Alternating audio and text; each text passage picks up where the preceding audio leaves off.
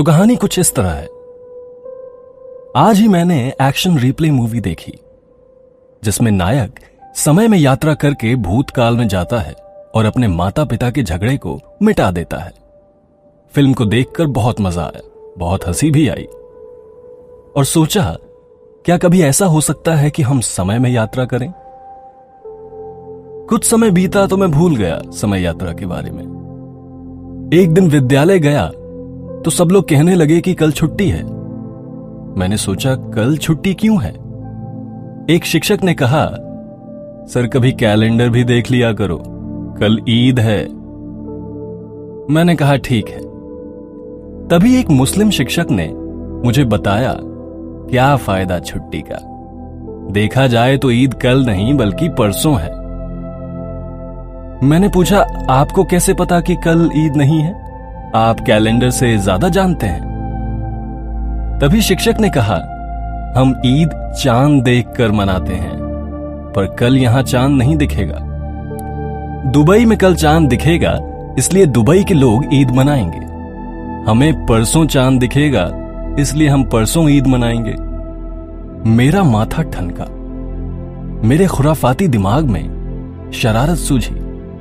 मैंने सोचा और कहा सर से, सर अगर आप कल दुबई पहुंच जाओ तो आप कल ईद मना सकते हो, और ईद बनाकर वापस आ जाओ तो परसों आप यहां भी ईद मना सकते हो। सर ने कहा, वाह, कभी ऐसा भी हो सकता है कि हम इतनी तेजी से एक जगह से दूसरी जगह पहुंच जाएं। हम समय को अपनी तेजी से हरा नहीं सकते। सब मुझ पर हंसने लगे, पर इनके हंसने पर मैंने ध्यान नहीं दिया। मेरा ध्यान किसी और बात पर था। मेरे दिमाग में यही घूमने लगा कि हम अपनी तेजी से समय को क्यों नहीं हरा सकते। मैं सोचने लगा, यदि अगर मेरी तेजी समय को हरा दे तो समय यात्रा की जा सकती है। इस समय यात्रा से भूतकाल और भविष्यकाल में जाया जा सकता है। मेरे खुराफाती दिमाग में कुछ नया खुराफात जन्म लिया। आज घर पर जाते ही मैंने सोचना शुरू किया। अचानक मैंने सोचा कि हर वैज्ञानिक किसी भी विषय पर शुरुआत से खोज नहीं करता, बल्कि उसी विषय पर किए गए खोज को आगे बढ़ाता है।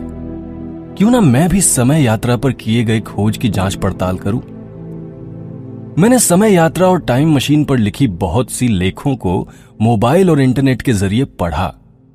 सभी की खोज एक जगह आकर रुक जाती थी। वो 3 मुद्दे थे। पहला था गुरुत्वाकर्षण बल, दूसरा था गति और तीसरा था भार। मैं भी सोच में पड़ गया कि ऐसी कौन सी वस्तु है जिसके ऊपर कोई गुरुत्वाकर्षण बल का प्रभाव ना हो, क्योंकि संसार में हर वस्तु, हर कण पर गुरुत्वाकर्षण बल का प्रभाव पड़ता है।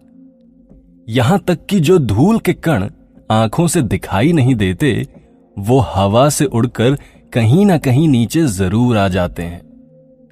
दूसरा मुद्दा था गति।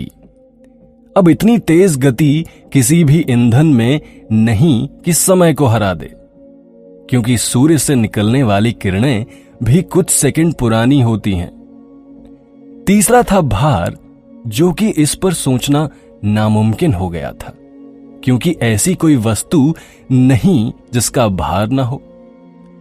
गुरुत्वाकर्षण बल है तो भार भी होगा, क्योंकि इतनी तेज गति से यात्रा करने पर इंसान का शरीर या तो जल जाएगा या फिर राख हो जाएगा। हो सकता है शरीर हवा में विलीन होकर अदृश्य हो जाए और उसका नामो निशान भी ना मिले। मैं 3 दिनों तक यही सोचता रहा, ढूंढता रहा, पर मैंने हार मान ली। मैंने सोचा, सचमुच मैं मूर्ख हूं जो ऐसी बातें सोचता हूं और समय भी दे रहा हूं ऐसी बातों पर। तभी मेरे मित्र का फोन आया और घंटी बजी। साथ में आया मेरे खुराफाती दिमाग में वस्तु जिसकी मुझे तलाश थी।